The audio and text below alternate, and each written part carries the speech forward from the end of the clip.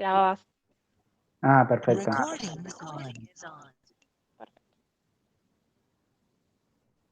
A ver, voy.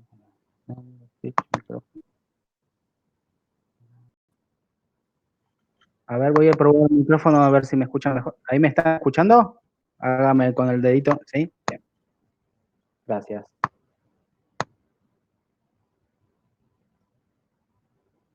Bueno, vamos a implementar esta modalidad de esta nueva plataforma. Gracias por bancarnos en este experimento que estamos haciendo todos en las clases virtuales.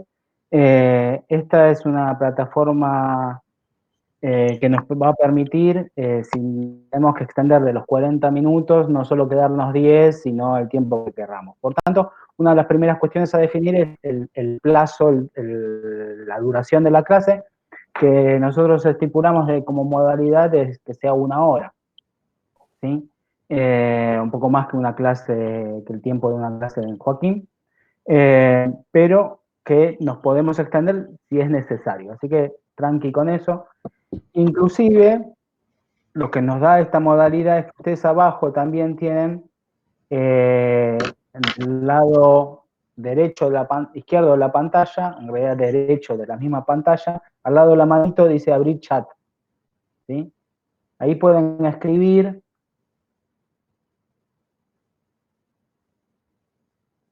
y pueden hacer sus intervenciones. Primero les va a pedir que se identifiquen, que pongan un nombre, ¿sí? Para decir. Y ahí vamos a hacer si quieren vayan probándolo, para hacer preguntas, intervenciones, levantar la mano, etcétera. ¿Sí?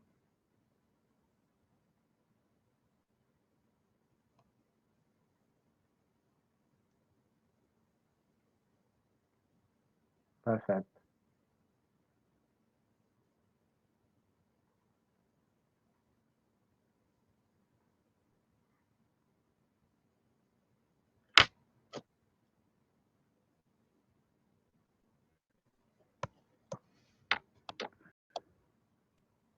Bueno, algunas cuestiones. ¿Cómo van con los trabajos prácticos?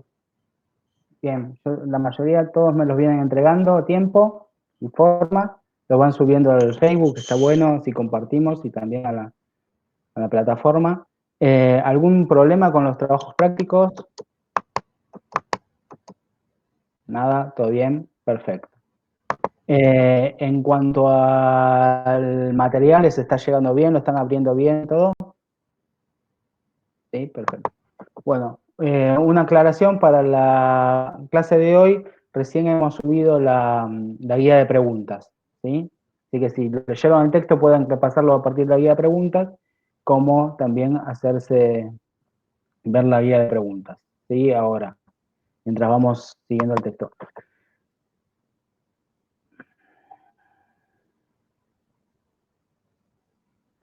Las próximas reuniones que hagamos virtuales van a ser directamente a través de esta plataforma. No hace falta que yo les envíe un nuevo enlace, ¿sí? Van a entrar directamente a este mismo enlace, ¿sí? Lo van a buscar en su historial, tanto de correo como de la computadora, y nos vamos a encontrar ahí todos los martes a las 16:10. ¿Te parece?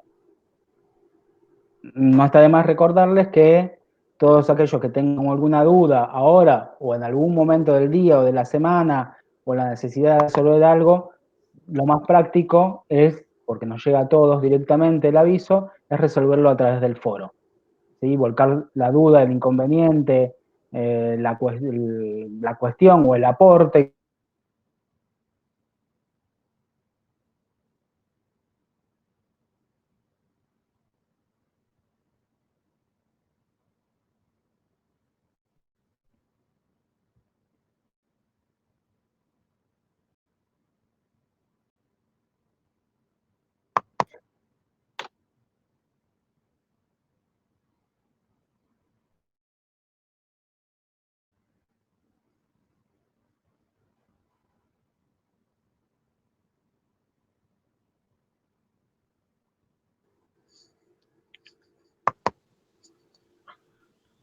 Hola, hola, ¿se escucha?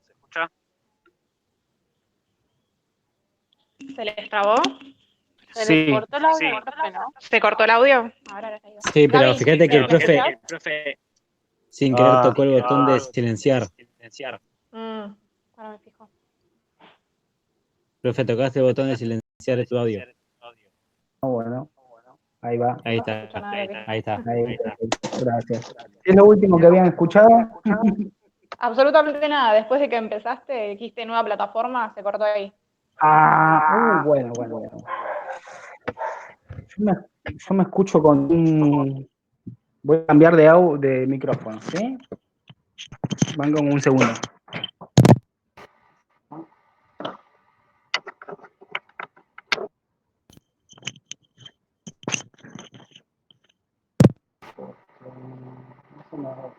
No me voy.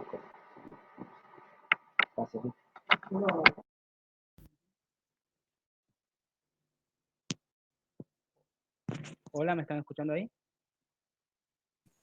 Sí, sí. Bajito igual. Bien, vamos a escuchar un poco más. Sí, se escucha. Bien, gracias. Bueno, ahí va. El micrófono había silenciado por Shift, ya no me parecía. Sí. Ahí. Se escucha como muy bajo. No le podés subir el volumen o Pero vamos como muy bajito se escucha.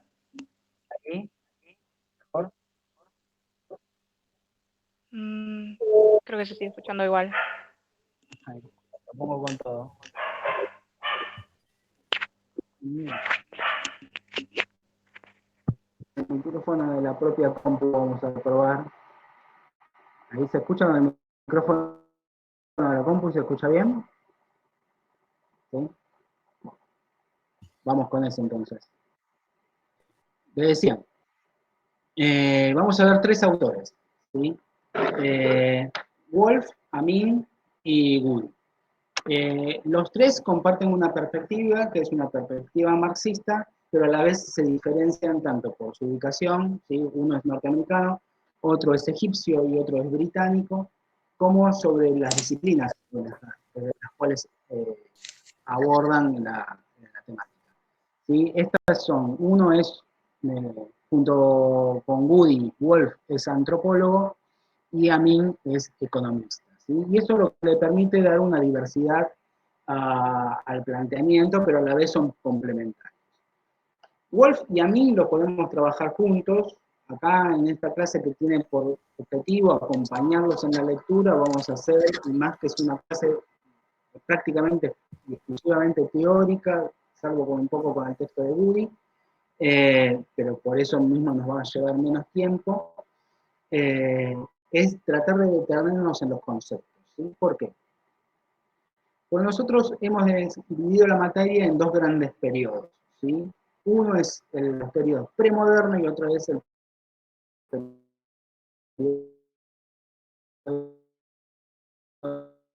moderno. ¿Y ¿Se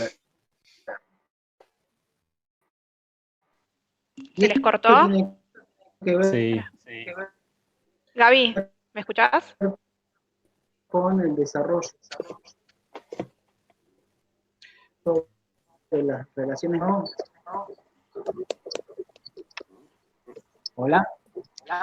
Gaby, Sí, se escuchó con mucho delay, no se escuchó nada. Estabas en cámara lenta, en slow.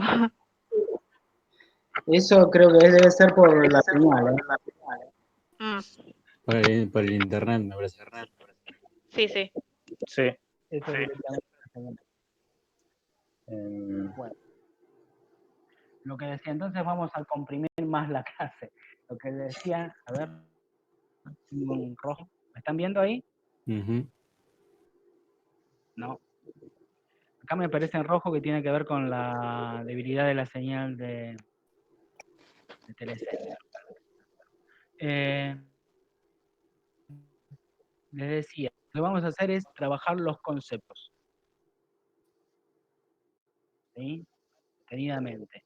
Okay, pues una clase ente teórica, es la única clase prácticamente teórica que tenemos en toda la materia, pero que nos es útil para comprender, ¿qué cosa? La larga duración, las grandes estructuras ¿sí? De la sociedad asiática previo a la llegada de los europeos y luego el desarrollo del capitalismo. Para esto nos es fundamental comprender la idea del modo de producción, ¿sí? Lo que significa modo de producción, que es un término marxista, ¿sí? Es un término que tanto Wolf como Mill utilizan, ¿sí? No lo usa Woody, pero sí lo tiene entre su bagaje. Una particularidad, Wolf y Mill lo podemos trabajar juntos y Woody lo hemos incorporado este año, especialmente a propuesta mía, por dos cuestiones. Una, porque es como una bajada de lo que vamos a ver en esta clase junto con la clase anterior, ¿sí? Específicamente sobre las sociedades sedentarias. Y por otro lado, porque nos habla de gastronomía. Y en estos tiempos de cuarentena que estamos comiendo mucho, pero sobre todo también porque no es solo que estamos hablando de la sociedad cómo produce, sino qué hace con lo producido. Y eso de lo que hace con lo producido, lo que puede hacer con lo producido, es un gran diferencial entre los diferentes tipos de sociedad, ¿sí? Por eso, un gran ejemplo para ver el grado de desarrollo de una sociedad es el grado de elaboración de lo que come, ¿sí? Y eso es el trabajo del estudio comparado que hace Woody. Pero bueno, yendo a directamente el concepto de modo de producción, ¿sí? A ver, algunas premisas antes de entender el modo de producción, ¿sí?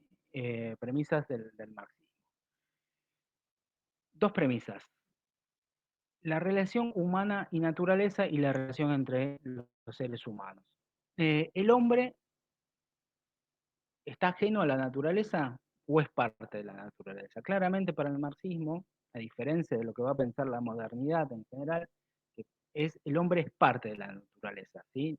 El hombre instrumentaliza la naturaleza, pero siendo parte de la naturaleza. Y hoy lo podemos comprender mucho más claramente. Pero por otro lado, el hombre, ¿sí? Para poder actuar sobre la naturaleza, comprende, y es la misma naturaleza del propio ser humano, ¿no? De Aristóteles, que se menciona, que es un hombre social. La humanidad es una especie social ligada individual y colectivamente, y esa ligación individual y colectiva en el marxismo se llama relaciones sociales, ¿sí? Las relaciones sociales permiten al hombre transformar la naturaleza. Cuando hablamos de hombre, obviamente hablamos de humanidad, hombres, mujeres, pero bueno, son cuestiones que todavía están en el texto de Wolf y también todavía, discúlpenme, tenemos todos incorporados. Los vamos a ir sacando a través de una larga educación de una perspectiva de género. Diciendo, sigo diciendo, bueno, la humanidad es humanidad porque es la única especie en el planeta que fue capaz de transformar la naturaleza y ponerla a su servicio, ¿sí? Por medios externos a sí misma, por medio de tecnologías que permiten la organización de la sociedad para aprovechar la fuerza de la sociedad, y eso a la vez requirió la ideación, ¿sí? De la movilización de esa fuerza social. Para poder enfrentarse y dar cuenta de la naturaleza, ¿sí? Por ejemplo, utilizar canales de riego, ¿no? Llevar adelante la contención de las crecidas de los ríos, ¿no? Las primeras tareas de la organización comunal de una sociedad. La humanidad, por tanto, tuvo muy diferentes y variables formas de organizarse, pero hubo algo en común, ¿sí? Todo eso fue y creó lazos sociales que tenían relación directa con el trabajo, ¿sí? El trabajo, otro elemento central para comprender la idea de modo de producción, el trabajo es siempre social, siempre es en términos de marxismo, labor, ¿sí? Que es el trabajo no se piensa como el trabajador individual, el carpintero, el albañil y demás, sino el trabajo como un elemento abstracto, pero que a la vez lo realiza el conjunto de la sociedad, ¿sí? Cuando el marxismo habla de trabajo, habla de la movilización y el despliegue organizado de trabajo, ¿sí? Hoy lo vemos claramente en esta cuarentena, ¿no? Cómo se permiten determinadas actividades, eso es una clara organización del trabajo, qué trabajos se realizan, qué no. ¿No? Y es un claro ejemplo la cuarentena en sí para comprender también el grado de importancia que va a tener un nivel de mayor grado de organización de la sociedad que permite decir quién trabaja y quién no. ¿Sí? Un grado menor de organización de la sociedad, eso no es posible. Entonces, el concepto central y el objetivo central de la humanidad fue, ¿sí?, reproducirse, eh, eh, vivir y a la vez dar vida a su propia existencia social. ¿Sí? Eso se llama reproducción. Por tanto, el concepto de reproducción en el marxismo implica varios elementos. Primero, una relación de dependencia e interdependencia con la naturaleza a través del trabajo social y a través de justamente de la organización social. Esto a la vez va a requerir que exista un determinado nivel de reproducción material de la sociedad, o sea, se pueda dar sustento, se pueda dar de alimentar, puede darse vivienda, techo, etcétera, etcétera, y cada vez más requisitos para poder reproducir la vida, pero también algo muy importante que vamos a ver más adelante ahora en esta misma clase, que son los lazos sociales y las formas de entender a por qué una organización social está organizada como lo está. ¿Sí? Esas son lo que llamamos nosotros ideologías. ¿Sí?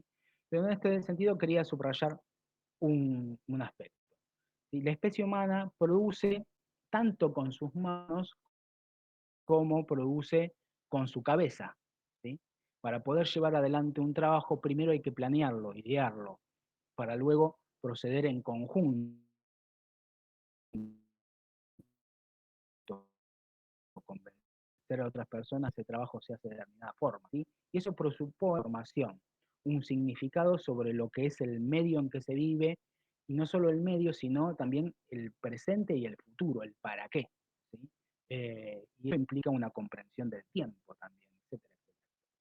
Entonces, como vemos, el trabajo no es solo trabajo en sentido estricto.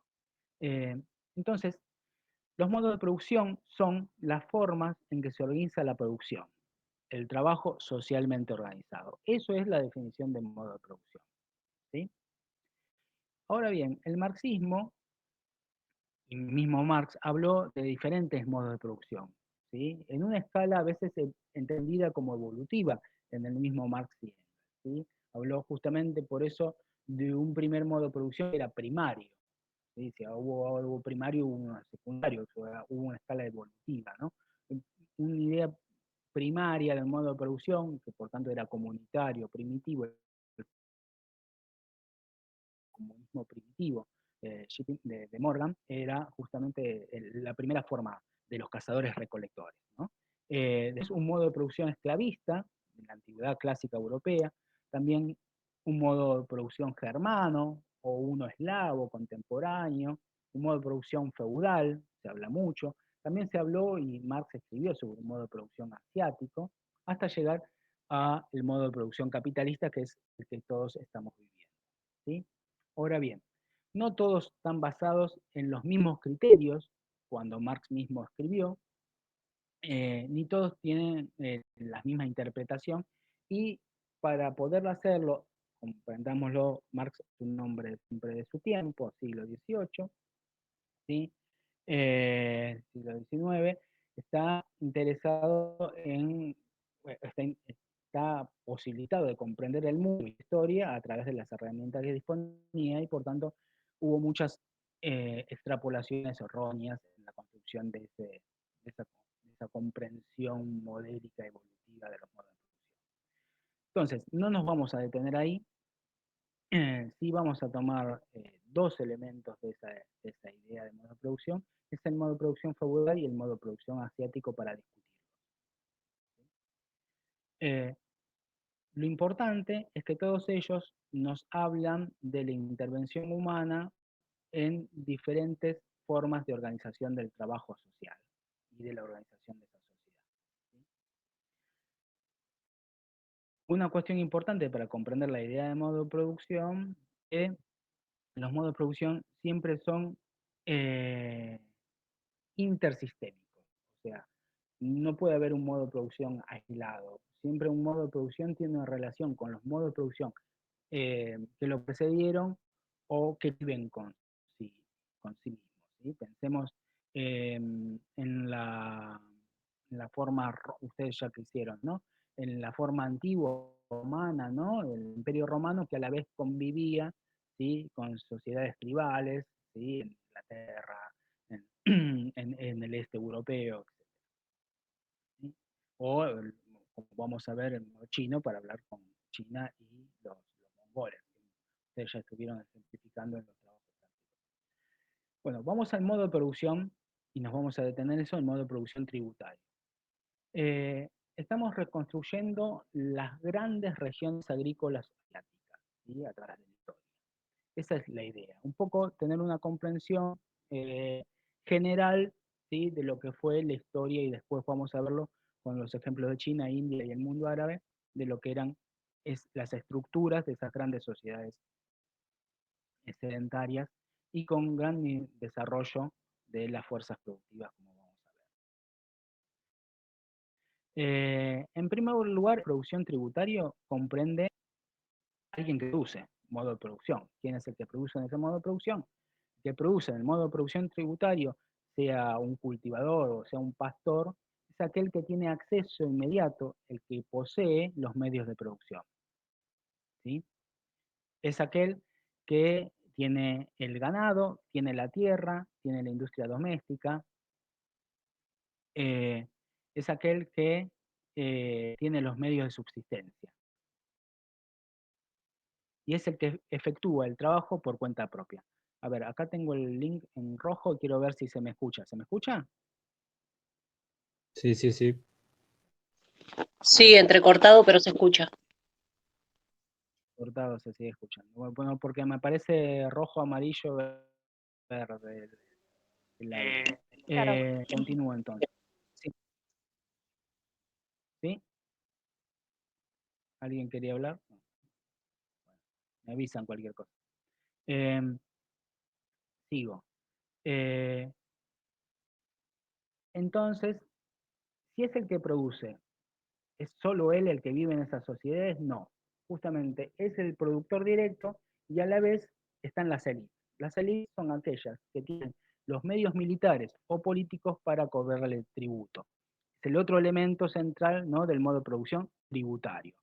Tributario se define, ¿por qué? Por aquella que existe a través de una coerción extraeconómica, o sea, a través de medios militares, de coerción, de fuerza, o el elemento de fuerza.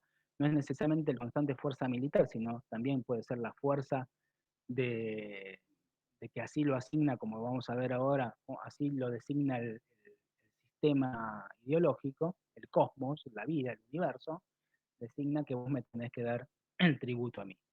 Y esto caracteriza que aquel productor directo, aunque posee los medios de producción, su grado de libertad está limitado. ¿Sí? ¿Por qué? Porque siempre está amenazado su supervivencia, ¿sí? Si no entrega el tributo. Y por tanto, esto define que el trabajo social está movilizado y encauzado para transformar la naturaleza por el ejercicio de la violencia y el dominio político de una élite. ¿Sí? El alcance que tenga esa élite, o sea, el alcance, la posibilidad que tenga de extraer más o menos tributo, depende de qué elementos. Depende de, por tanto, de su fuerza y de la convicción, ¿sí? Que logre tener sobre la población.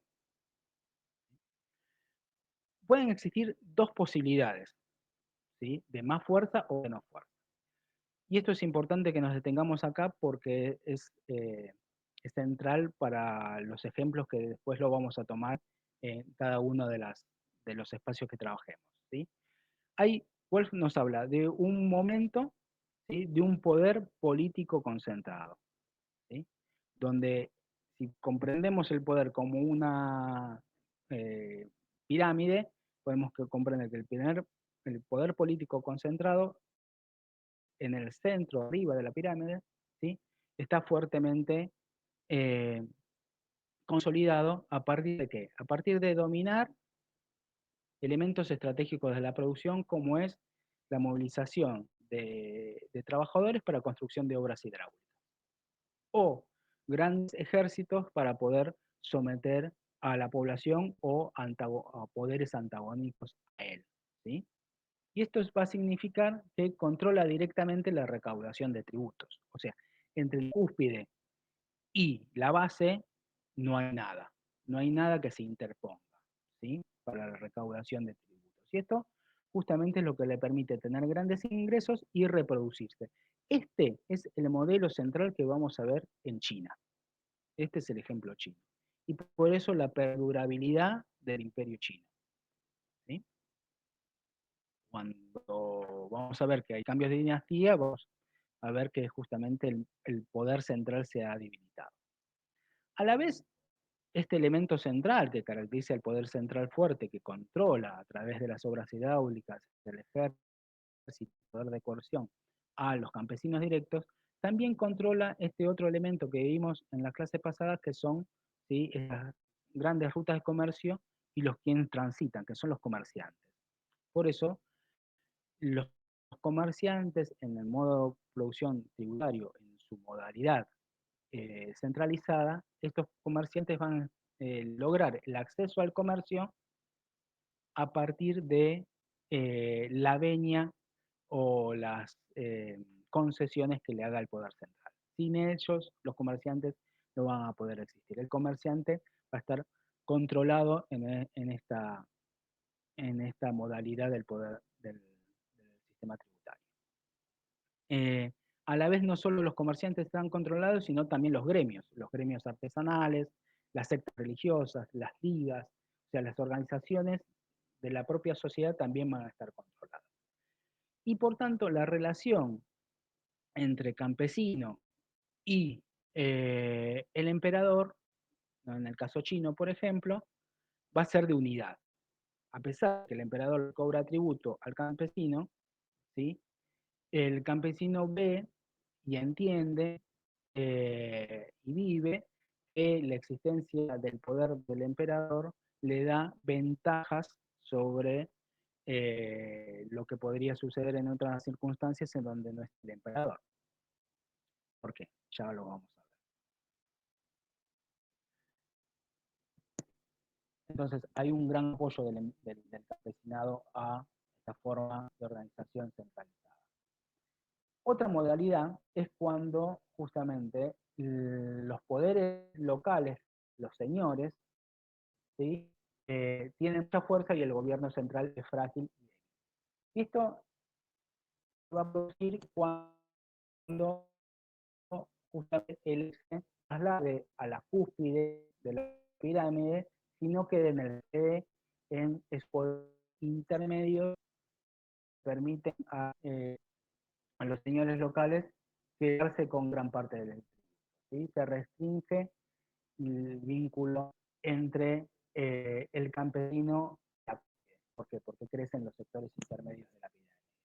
Y eso posibilita dos cosas, ¿sí?, o posibilidades históricas que se dieron a lo largo de la historia, ¿sí?, que estos poderes locales construyan alianzas, ¿sí?, regionales para disputarle al poder central el dominio. O sea, desconocen al rey y le disputan al rey o al emperador, el rey, el dominio para poder justamente ellos autotitularse o nombrarse reyes o emperadores, ¿no? O otro que pasó, y esto es el claro ejemplo de la Europa medieval, disputarse entre sí, entre los distintos poderes locales, ¿sí?, el poder de determinada región, de determinado sector, y eso lo que va a provocar muchas veces que estos poderes locales se enfrenten entre sí, se debiliten y posibiliten o la supervivencia o inclusive el triunfo del poder central, que se reproponga un poder central. Entonces, Wolff nos está hablando de una dinámica constante que hay en la sociedad tributaria, de una disputa constante, una oscilación constante entre dos formas o dos modalidades del modo de producción tributario. Un modo de producción tributario centralizado y un modo de producción tributario descentralizado, ¿sí? Donde los poderes locales tienen mucha fuerza. Y esto es lo que justamente otras historiografías, o el mismo Marx, dio en llamar el modo de producción feudal o el modo de producción asiático. El modo de producción feudal claramente es un modo de producción tributario con poderes descentralizados, ¿sí? Y esto fue sigue siendo, digamos, un gran tema en la historiografía. ¿Por qué? Porque si volvemos a la clase anterior, donde comprendimos que Europa, ¿sí?, se tomó como modelo de la historia y como el modelo al cual ajustar otras historias, o sea, comprendo la historia de la India a partir de lo que pasó en Europa y bueno, miro donde hubo feudalismo para después comprender si va a haber o no va a haber revolución burguesa y liberalismo, ¿sí? Entonces atribuyo a la historia de los pueblos determinados grados de feudalidad o no feudalidad, ¿entiendes? Entonces, y eso lo comprendemos bastante bien en nuestra América. En nuestra América la historiografía militante, como dice Amin, muchas veces habló de los terratenientes argentinos como señores feudales, ¿no? O los terratenientes americanos como señores feudales. Y eso obliga a no solo una comprensión limitada a partir de un modelo externo, no de la propia realidad americana o la propia realidad asiática, sino le atribuye un sentido a la historia. Y es que hay feudalismo, por tanto lo que va a pasar luego es que va a haber capitalismo, ¿entiende? Entonces hay una idea evolutiva incluida en la idea de atribuirle determinada etapa histórica determinadas características europeas. En cambio, si no se le atribuís, ¿sí?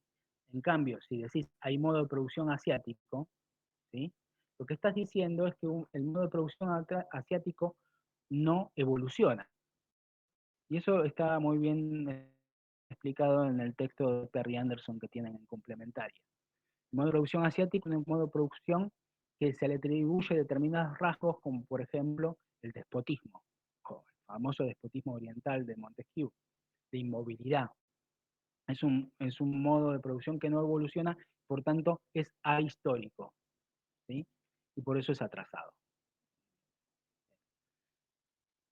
Ahora bien, pero si vamos a los ejemplos históricos, claramente vamos a comprender que hay elementos que se ajustan a este modelo de modo de producción asiático y otros que no, pero inclusive están todos metidos en la misma bolsa. Por ejemplo, China se ajusta a un modelo de producción asiático donde las obras hidráulicas tienen mucha importancia, ¿sí? En cambio, en India y en Persia no hubo grandes obras hidráulicas, pero aún igual se le pone como que fueron parte de la misma producción asiática. Lo que queremos decir con Wolf y con Amin en este sentido es que el término modo de producción asiático no existe, es solamente, no nos es útil, no es viable, digamos, para la comprensión de la historia. Y el modo de producción feudal sí nos es útil, pero no lo tenemos que tomar como modelo, sino como un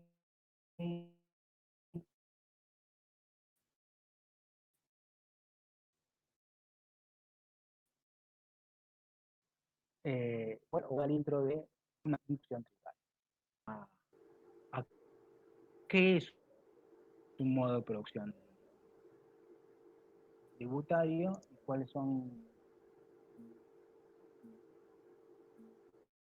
las Chicos, ¿lo escuchan bien? Gaby, ¿No? No, Gaby. no se cortó. escucha. sus variedades, ¿no? Gaby, Se te cortó todo, profe. se te cortó. Un modelo de producción tributario Debe tener poca señal de internet. Sí. se fue. Gaby, ¿me escuchás? Yo le escucho. Se te cortó todo. Cuando empezaste a hablar del modo de producción feudal, ahí Háganme una seña. Estoy mirando también el apunte que está en la pantalla. Claro. Algunos sí, a otros no. Que esté escuchando y no deja de escuchar por un tiempo seguido, hágame una seña.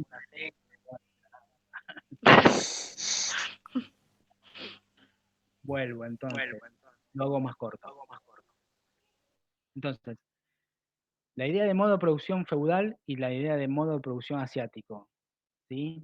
Son dos conceptos mal usados históricamente, dice Wolf y dice Amin, ¿sí? ¿Por qué? Que traen consecuencias funestas para la comprensión de la historia.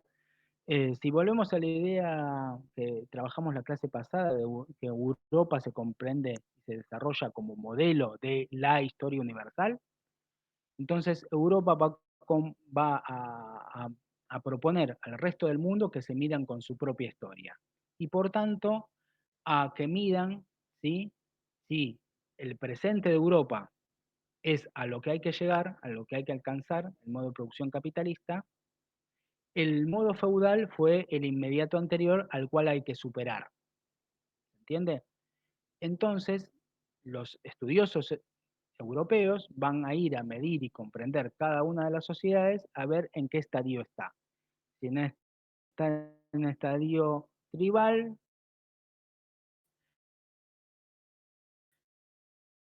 está en estadio tario, o si en el estadio de otro.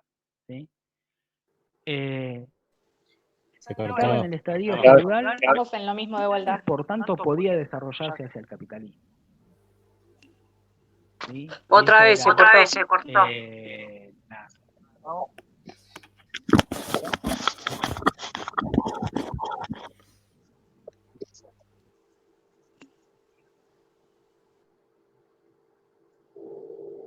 ¿Sí? Se te cortó. ¿Escuchás? O sea, la última parte Ahí, no estuvo. Te hicimos señas, pero llegan todo tarde. Todo llega tarde acá. en realidad se te cortó cuando estaba. Que no tengo señal, entonces Mm. tampoco no está. Bueno, vamos al término civilización directamente. Civilización es para Wolf. ¿Qué significa civilización? Civilización para Wolf son aquellas sociedades, ¿sí? que pueden llegar a construir una civilización. Una civilización es un modo de organización de la sociedad, pero también de las formas ideológicas que justifican esa sociedad, ¿sí? Que pueden ser influencia para otras sociedades. ¿Sí? Son, si se acuerdan en el modelo que vimos en la clase pasada de Marx, de No, profe, eh, se trabó todo. esos Gaby, circulares. No se escucha. desapareciste directamente esta vez. Complicado. Vamos. Civilización. Civilización sería para Wolf, ¿sí? Aquellos centros que pueden tener un grado de desarrollo tal que sean influencia para para otras regiones y otras culturas. ¿Sí? Pongamos, por ejemplo, lo que trabajamos al fin de la clase pasada, esos circuitos comerciales de Marx, ¿sí? Que era un mundo policéntrico. Bueno, en cada uno de esos centros sería una civilización para Wolf. ¿Sí? Sería la posibilidad de que esas culturas, por ejemplo la China, influencie con su grado de desarrollo económico, pero también su grado de desarrollo cultural y sus ideologías a otras sociedades, por ejemplo, a Corea y Japón. ¿Sí? O sea, que serían sus órbitas de influencia tanto política como económica. ¿Sí? O pongamos, por ejemplo, uno tal vez más complicado e interesante, que podría ser Indochina, ¿sí? Indochina va a ser la órbita de influencia de la civilización china, pero también de la civilización india, ¿sí? ¿Qué hace a que sea una órbita? Justamente es un lugar donde existe una coexistencia y a la vez compiten diferentes ordenamientos eh, ideológicos, sociales de la sociedad. Por ejemplo, también puede ser Asia Central. Esas eran las grandes órbitas de la sociedad. En todas esas civilizaciones, lo importante de esto es las características de la élite, ¿sí? Y en esto, un modo de producción tributario, se subraya que existe, se cortó.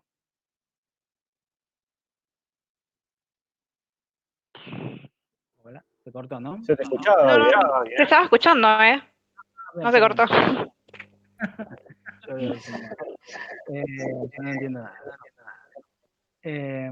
Bueno, entonces decía, la característica central de estas civilizaciones es que en la elite hay una diferencia significativa y se subraya en la ideología la distancia social entre los que están arriba y los que están abajo, entre los apropiadores del tributo y los productores primarios, ¿sí? Y a la vez, esta distancia social, ¿cómo se subraya? A través de una justificación de orígenes sobrenaturales, ¿sí? Vamos a ver, cuando estudiamos China, por ejemplo, la justificación del mandato celeste. Cuando estudiemos el mundo árabe, vamos a ver la justificación del legado de Alá. Cuando veamos, ustedes cuando vean Europa medieval, van a ver la justificación de la división de las tareas asignadas por Dios, entre aquellos que labran la tierra, aquellos que cuidan a los labradores, que son eh, esta división orgánica, que son las manos, y aquellos que son la cabeza, que serían justamente el clero, ¿sí? Y esta forma de justificación de orígenes sobrenaturales justifica tanto a los gobernantes como en algunos casos que no necesariamente son los que cumplirían el lugar de los rituales y el ordenamiento de la religiosidad. Por ejemplo, los intermediarios sacerdotes, los raja hindúes, los brahmanes, por ejemplo, que no son gobernantes, pero a la vez están justificados a través de qué cosa? De este orden cósmico. Todo en un modo de producción tributario está asignado en un lugar, en un orden en la Tierra, en una estructura, asignado por un orden sobrenatural, un orden divino basado en la idea de Dios, o de dioses, en el caso de la India, de muchos dioses, de innumerable cantidad de dioses, o de seres que habitan la Tierra, por ejemplo, el animismo japonés, como las piedras, las montañas o los ríos, pero que todo el orden de la naturaleza está impregnado, ¿sí?, de una justificación, de una estructura muchas veces inamovible, ¿sí? Justamente para que cada uno conserve su lugar. De ahí viene la idea de que en Asia existe un modo de producción, que es el modo de producción asiático, que es ahistórico, inamovible, que no tiene posibilidad de desarrollo, ¿sí? Justamente, pero esto no es exclusivo de Asia, es común a todo modo de producción tributario, ¿sí? Eh, por tanto, digamos, esta jerarquía de orden cósmico abarca y sujeta a toda la humanidad, desde el gobernante hasta el campesino más pobre, ¿sí? Pero es interesante esto, porque no es una justificación política, ¿sí? Que alguien sea súbdito y alguien sea el detentador del poder. No es una justificación política, no es una justificación ideológica, que hay una competencia de ideas y que uno gobierna por mayoría de votación, no, no. Hay una justificación moral, ¿sí? ¿Y esto qué implica una justificación moral? Que hay una regulación de la conducta, ¿sí? Que todo está arreglado y normado, que todo tiene una forma de ser, ¿sí? Por eso las religiones, sí, que todos conocemos, ¿qué son? ¿Sí? Son una forma de que nos ordenan de cómo vivimos, qué se ajusta a la voluntad de Dios y qué, o los dioses, y qué no se ajusta, qué es moral y qué es inmoral, qué es válido y no válido, ¿sí? Por eso todas las religiosidades son una forma de ordenar la vida. Y justamente eso es lo que es la justificación de este orden eh, social tributario, es una justificación moral. Ahora bien, lo que tiene de interesante esto es que ya está intrínseco una contradicción. Que lo que legitima a uno o un mandatario puede a la vez deslegitimarlo, puede a la vez ser su peso. ¿Por qué? Porque si la legitimación del monarca o el emperador es que él trae orden a la vida y puede con su fuerza y con su posibilidad de controlar los ejércitos, puede justamente impedir que los nómadas se invadan o puede lograr que el río no se exceda su curso y no inunde a toda una población destruyendo las cosechas. Si puede hacer eso, sin, a la vez hay momentos en que te va a venir una inundación muy grande y no la vas a poder controlar, o los nómades de la frontera se te van a unir y van a sobrepasar la muralla, y eso va a implicar que vos hiciste algo mal, no en términos de táctica o estrategia, en términos de habilidad política, sino que hiciste algo mal en tu conducta, ¿sí? De que vos no tenés justificado gobernar porque sos inmoral, ¿sí? Porque no estás destinado, porque no estás señalado, porque eh, estás en contra, perdiste el favor de los dioses, ¿sí? Por tanto, cualquier posibilidad, ¿sí? De que un gobernante eh, pueda tener algo, alguna cuestión que no pueda manejar, va a implicar la justificación para que él no gobierne. ¿Entiende? Y eso es lo interesante también de estos modos de producción, ver cómo se encontraron a lo largo de la historia estas justificaciones. A mí, pasando de texto, ¿sí? Eh, vamos a ir a subrayar, como están presentes estas cuestiones que he desarrollado en el texto de Wolf, quiero desarrollar, y tan solo en el tiempo que nos queda, dos o tres cuestiones presentes en el texto de Amigo. ¿Sí? En primer lugar, nos habla a mí que no en primer lugar, sino lo primero que quiero destacar es que la economía en los modos de producción tributario, ¿sí? Por un lado, excede el marco de la aldea. El marco de la aldea es el marco de la familia, de la tribu, del clan, ¿sí? Y estamos hablando en este caso de una economía que ya abarca una región, y una región que puede abarcar grandes, ¿sí? Superficies, ¿sí? Que puede extenderse constantemente, y eso nos habla de un Estado, ¿sí? Un Estado que domina a la vez amplia, no solo una región o una aldea, sino muchas, muchísimas, miles y cientos de miles. ¿Sí? Y por tanto nos habla de una sociedad que es cada vez más compleja, ¿sí? Que tiene mayores niveles de producción, ¿sí? Y si tiene mayores niveles de producción, también tiene mayores grados de excedente, ¿sí? Y esos grados de excedente a la vez permiten que mayor cantidad de gente viva de actividades no ligadas con la producción directa, ¿sí? Por ejemplo, artesanos, bueno, los artesanos están ligados a la producción, pero no a la producción agrícola, ¿no? Eh, digo, músicos, filósofos, burócratas, ¿sí? Y nos habla de una división de clases, esto también, ¿sí? De una mayor cantidad de elementos de división de clases y de subclases. Y nos habla, por otro lado, de una economía basada en una idea, que es la idea, o la idea, de una regla, que es la regla del valor de uso. Todo lo que se produce en una sociedad tributaria es para ser consumido, sea de un grano de arroz o sea una pluma de, ¿cómo se llaman estos? Los que tienen la cola gigantesca, y hermosa. Bueno, todo está destinado a asegurar su consumo, sea consumo inmediato o sea consumo suntuario, ¿sí? Todo es autoconsumo. ¿Esto qué quiere decir? Que en estos intercambios mercantiles que hemos visto en la clase pasada, ¿sí? Lo que se intercambiaba son bienes de uso. Ahí no hay compra y venta de bienes de trabajo, bienes producidos por el hombre en valor de cambio, sino lo que hay es justamente un intercambio mercantil de mercaderías. Yo tengo dinero, voy, compro un artesano o productor de hilos de seda, los hilos de seda, ¿sí?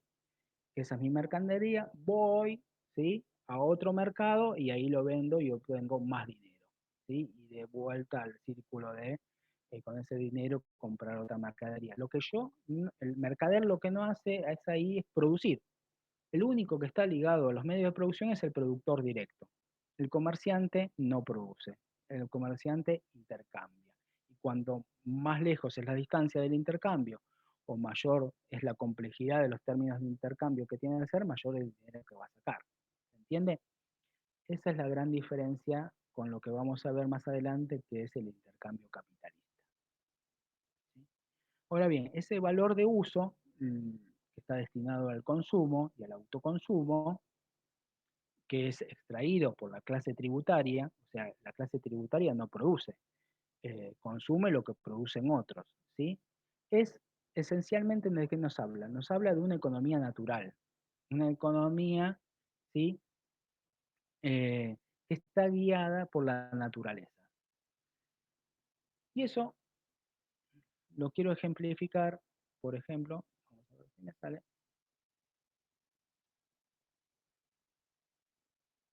por el arte.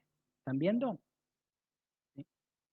El arte chino. El arte chino está caracterizado, por ejemplo, el arte japonés también, por estos elementos, ¿sí? De grandes expresiones naturales, montañas, ríos, árboles, ¿sí?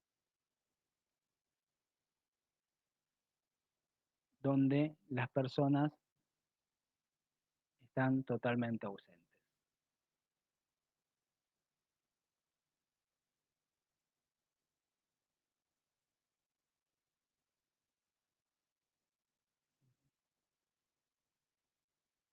¿Qué pasó? ¿Hola?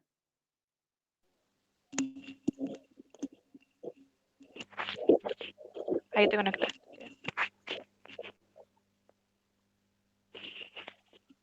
¿Están Gaby, viendo? ¿escuchás? Sí, sí, yo Eh, ¿Se está viendo la pantalla? no, no sé los demás. No, No, lo que no. quería No, no hay nada. No, ejemplificar no se ve nada acá.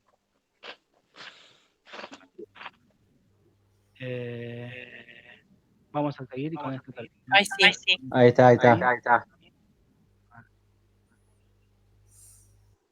Bueno.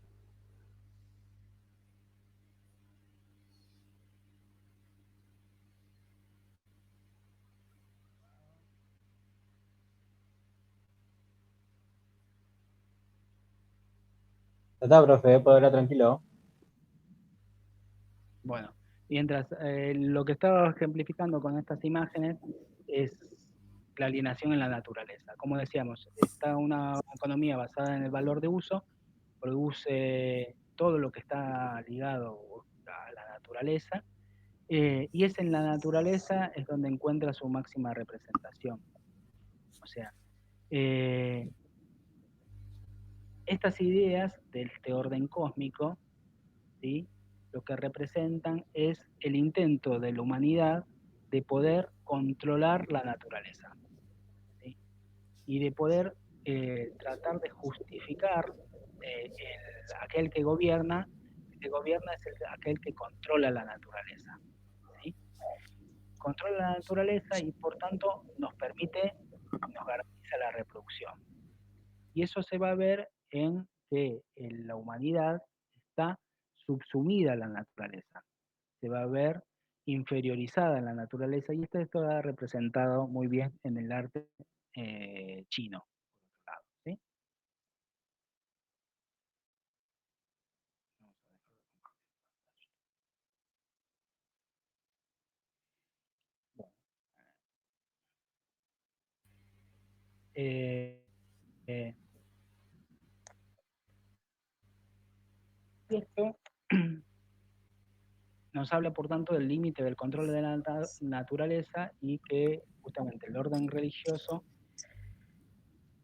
su garante es el garante de la reproducción, decía, del consenso social en que el que domina la naturaleza es aquel que tiene el derecho a gobernar. Cuando hablo de naturaleza no estoy hablando tan solo de ríos o montañas o de que no explote un volcán, sino estoy hablando también de la relación con los nómades, que no haya rebeliones, que no haya invasiones, que no haya guerras, etcétera, y haya esencialmente estabilidad. Para concluir, dos menciones sobre el texto de Goody, ¿sí? El texto de Goody es un texto particular, ¿por qué? Porque es un texto donde nos habla de la cocina, pero también nos habla de otras cosas. A través de la cocina podemos ver más cosas. Primera cuestión. La preocupación de Goody es antropólogo, estuvo 20 años en África, en sociedades tribales, ¿sí? Y lo que se pregunta es por qué no hay alta cocina, no hay cuisine, como lo habla él, en estas sociedades africanas. Y para eso lo que hace es compararlas con las sociedades europeas y con las sociedades asiáticas, ¿sí? Donde existía cuisine. ¿Y por qué existía cuisine? ¿Sí? En primer lugar, porque existe acceso a ingredientes, habla él, ¿no? Y si ustedes leyeron el texto especialmente de Asia, la parte que habla sobre Asia, ¿sí? Especialmente sobre China, nos habla que los ingredientes no son solo locales, sino que son también importados, ¿sí? Son traídos de lejos. Y eso permite, ¿qué cosa? Permite ampliar la variedad de posibles elementos que se van a cocinar, ¿sí? ¿Y por qué se amplía la variedad de recetas? Porque también hay un público, ¿sí? Que consume y a veces crítico de lo que consume, ¿sí? Hay una clientela privilegiada que tiene avidez por las comidas exóticas o más elaboradas o con mayor requerimientos culinarios. ¿Y esto por qué? Porque existe a la vez un placer por la comida, pero también es un placer de clase, dice. Justamente lo que nos lleva a que haya una diferencia entre lo que es la cocina en África de lo que es la cocina en Asia, ¿sí? Es justamente esto que estábamos hablando. Es que existe mayor diferenciación de clase. Allí donde existe mayor cantidad de platos y la comida es mucho más elaborada, permite la incorporación de mucha más cantidad de ingredientes y por tanto mucha más variedad de exquisiteces, es porque existe mayor diferenciación de clase, ¿sí? En esa sociedad. Eh, Eso es interesante porque es una ejemplificación a través de la cocina, ¿sí? Cuando compara también la cocina en China con la cocina en Europa, ¿sí? De la diferenciación. No es lo mismo, ¿sí? Un gran banquete organizado por el emperador que un gran banquete organizado por el rey británico. Cuando el rey británico lo único que diferencia a lo que consume es si consume una parte de vaca, ¿no? Una parte o de cerdo o de un ave de presa, digamos, consume la parte más carnosa versus los plebeyos que consumen la parte menos carnosa y más ligada a las tripas, ¿sí? Pero consumen el mismo animal, no es lo mismo que el emperador, ¿sí? Que tiene 50 platos para su servicio que su vasallo que come mijo y arroz, ¿se entiende? Entonces, no es a la vez porque la población china coma mijo y arroz, también la población china tenía acceso, ¿sí? Y por eso estaba en mayor grado de desarrollo, a mucha más cantidad de ingredientes que lo que podía tener un europeo de su tiempo, ¿sí? Y eso es lo muy interesante de lo que hace Goody y nos trae, que es justamente sociología comparada. Es una mirada para poder entender la sociedad africana, ¿sí? Nos lleva a un estudio de sociedad comparada a nivel mundial, entre Asia y Europa, y cómo los factores económicos determinan el tipo de tradición culinaria. Para concluir, cuatro ideas de Goody, ¿no? En Asia existen modos de explotación agrícolas y técnicas de arado y irrigación que permitieron el desarrollo de esta gran tradición culinaria que existe en Asia y que nosotros podemos deleitarnos cuando se reabra el barrio chino. Eh, a la vez una distribución de poder y una autoridad que permite el surgimiento de una, justamente lo que decía antes, de una cocina diferenciada socialmente, ¿sí?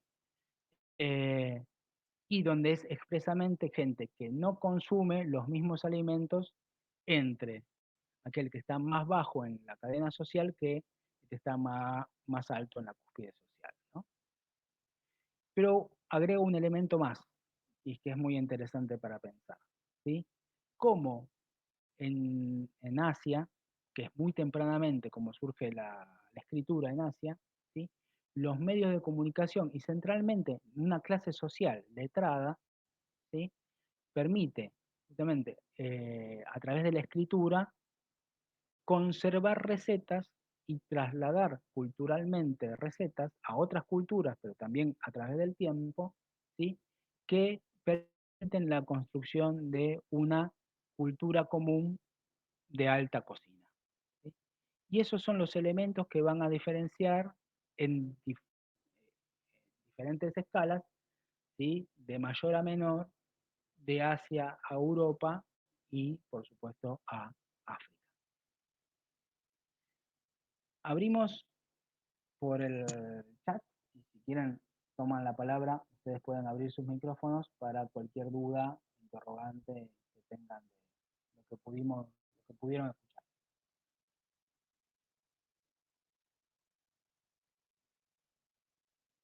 No sé si se terminó de escuchar todo.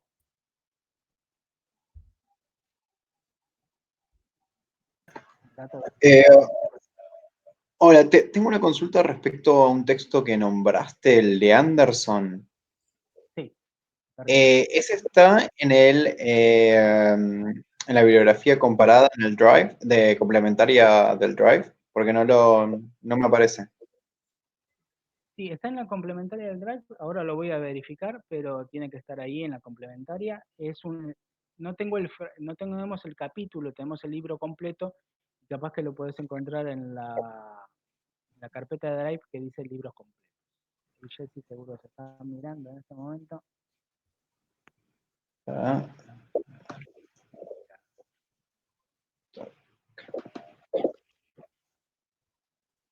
El libro se llama El Estado Absolutista de Perry Anderson. Tiene dos apéndices. Uno es sobre Japón, que lo recomiendo. También lo tenemos en la bibliografía complementaria cuando veamos Japón. Y otro es el de modo de producción asiático.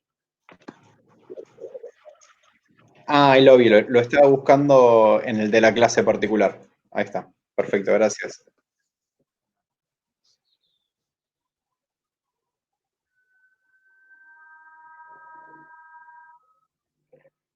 Si quieren, te le comento un cachito sobre ese texto. Es un texto donde Perry Anderson, para poder describir la diferencia entre el modo de producción feudal y lo que va a ser el absolutismo, que también es parte del modo de producción feudal, él estudia, ¿sí?, el modo de producción asiático. ¿Por qué? Porque el absolutismo en Europa, ¿sí?, Luis XIV, ¿sí?, Eduardo VIII, tantos otros, ¿no? A partir del siglo XVI, es contemporáneo a los inicios de la Ilustración. Y lo que buscaban los ilustrados es la modernidad, la modernización, el uso de la razón, ¿no? Y lo que querían llevar adelante los ilustrados es el avance de la sociedad a través de estas leyes. Y para eso comparaban, ¿sí? ¿Con qué? Con Asia. ¿Sí? Y ahí se construyó este modelo diferencial entre sociedades atrasadas, un modo de producción tributario, versus la modernidad europea de la ilustración. Una cuestión es interesante. Estos justamente reyes ilustrados que lograban el poder absoluto, no es más que una demostración de que eran parte del mismo modo de producción feudal. Perdón, el modo de producción tributario, ¿sí? En la época primera de la historia medieval, justamente el modo de producción feudal, y la época moderna es el mismo producción tributario, pero en su modelo centralizado. ¿Se entiende? Siguiendo las palabras de Wolf, lo que nos habla es de, justamente Wolf, de un poder central y un poder disuelto en cientos de señores locales, lo que está hablando de los dos momentos de la historia europea, la feudal y la moderna. Cosa que en Asia se dio en forma muy variada, en lugares donde no se pudo casi lograr un poder central como fue en India, sí se pudo a lo largo de miles de años en el caso chino.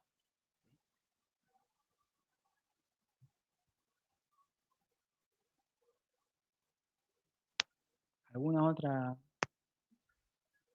duda, alguna parte que se haya llegado a cortar y no llegaron a escucharme? ¿Le quedó pendiente?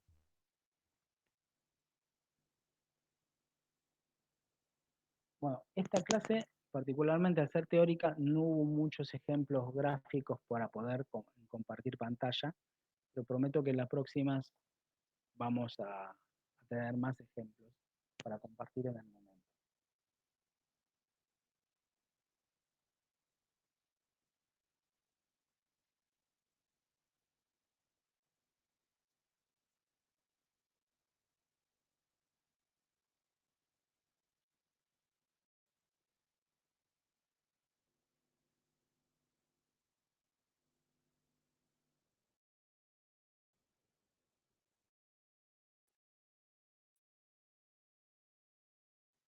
Bueno, les propongo ir al foro del campus para cualquier interrogante que tengan ahí, poder volcarlo, tanto de este encuentro como de los anteriores y de los trabajos prácticos.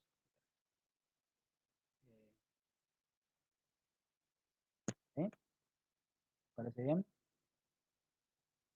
Bueno, un gusto verlos desde la distancia. Espero que estén bien. Nos vemos, gracias, profe. Chao.